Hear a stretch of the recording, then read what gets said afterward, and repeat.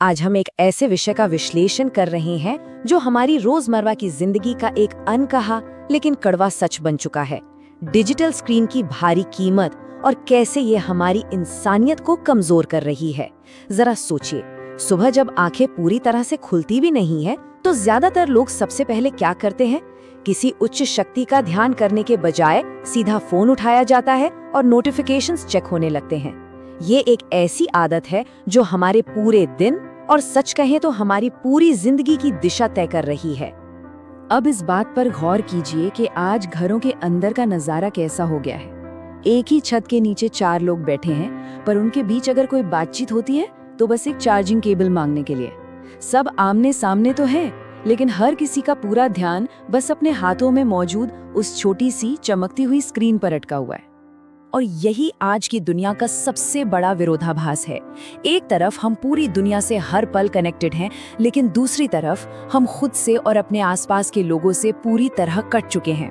जब एक बच्चा बहुत उत्साह से कहता है, पापा देखो मैंने क्या बनाया, और जवाब में बिना नजरें उठाए सिर्फ एक अच्छा है सुनाई देता है, तो इंसानियत रातों रात खत्म नहीं होती।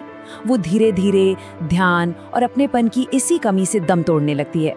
The 24-hour experiment, one rule, no mobile phones। इस छिपी हुई कीमत को असल में समझने के लिए हम एक बेहद दिलचस्प प्रयोग पर नजर डालेंगे।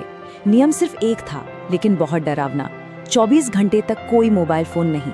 सुनने में ये मामूली लग सकता है, लेकिन इसका मनोवैज्ञानिक असर कितना गहरा होता है, ये सचमुच हैरान कर देने वाला है। चलिए उन 3 लोगों से मिलते हैं जिन पर यह प्रयोग किया गया। ये तीनों कहीं ना कहीं हमारी ही डिजिटल आदतों का आईना है। पहले हैं 17 साल के आर्यन, जिनकी रातें गेमिंग में और सुबह रील्स देखने में कटती हैं। दूसरी है रिया, जिनकी पूरी दुनिया इंस्टाग्राम स्टोरीज के इर्द गिर्द घूमती है। और तीसरा है कबीर, एक बिजनेसमैन जो अपने फोन से इतनी बातें करते हैं जितनी शायद उन्होंने कभी अपने बेटे से भी नहीं की। हम इस 24 घंटे के सफर को कुछ अहम पड़ावों में बांटकर देखेंगे। शुरुआत के 20 मिनट, फिर 10 घंटे, 16 घंटे और अंत में पूरे 24 घंटे। ये देखना बहुत दिलचस्प होगा कि फोन से दूरी की जो शुरुआती तड़प है वो कैसे धीरे धीरे एक गहरी दिमागी शांति में बदल जाती है। तो प्रयोग शुरू हुए सिर्फ 20 मिनट ही बीते थे और बेचैनी साफ दिखने लगी। आर्यन के हाथ बार बार उसकी खाली जेब की तरफ जा रहे थे। उसे कुछ अजीब सा खालीपन महसूस हो रहा था। वहीं रिया हर 5 मिनट में खुद को निहार रही थी, इस अजीब से डर के साथ कि अगर उसने कुछ पोस्ट नहीं किया तो दुनिया उसे भूल जाएगी। लेकिन सबसे ज्यादा चौंकाने वाली बात कबीर के साथ हुई।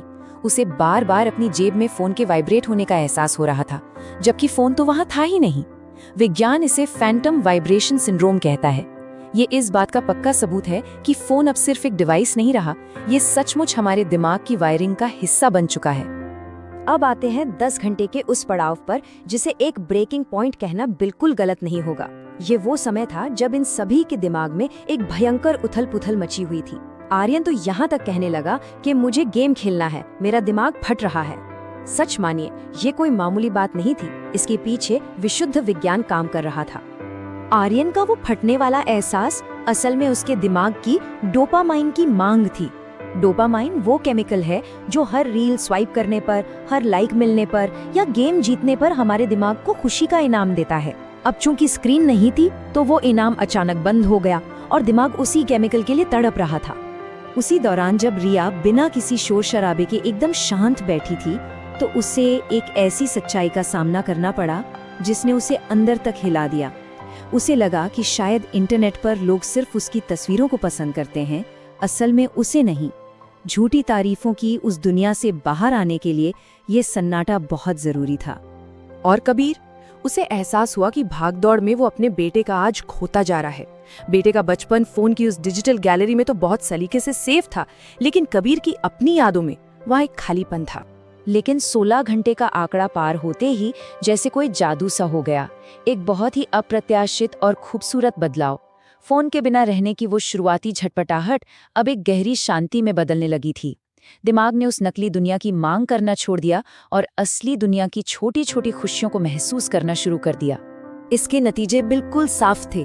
महीनों बाद आर्यन घर से बाहर निकलकर खेल रहा था और सच में खुश लग रहा था। रिया को समझ आया कि स्क्रीन में घुसे रहकर उसने असली जिंदगी के कितने अनमोल पल गंवा दिए हैं और कबीर को ये बात गहराई से समझ आ गई कि उसके बेटे को कोई महंगे गिफ्ट्स नहीं बल्कि सिर्फ अपने पापा का समय चाहिए था। स्क्रीन हटते ही असली इंसानियत और कनेक्शन लौट आए थे। 24 hours completed, phones returned, the perspective shifted. 24 घंटे पूरे हो गए, फोन हाथों में वापस आ गए, लेकिन नजरिया हमेशा के लिए बदल चुका था। इस प्रयोग के अंत तक रिश्तों और अपनी जिंदगी को लेकर उनकी समझ एक बिल्कुल ही नए स्तर पर पहुंच चुकी थी। देखिए, फोन कोई विलेन नहीं है, ये एक शानदार तकनीक है, लेकिन हमें उस भारी कीमत को समझना होगा जो हम तब चुकाते हैं जब सामने बैठे एक जीते जागते इंसान से ज्यादा जरूरी एक चमकती हुई स्क्रीन बन जाती है। माँ का गले लगाना, दोस्तों के साथ ठहाके लगाना, यही तो वो इंसानियत है जो स्क्रीन के पीछे कहीं छिप सी गई है।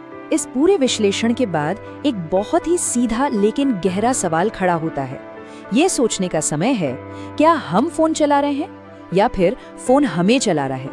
इस सवाल का जवाब हर किसी को खुद से पूरी ईमानदारी से पूछना चाहिए। इसी विचार के साथ आज की ये चर्चा यहीं खत्म करते हैं।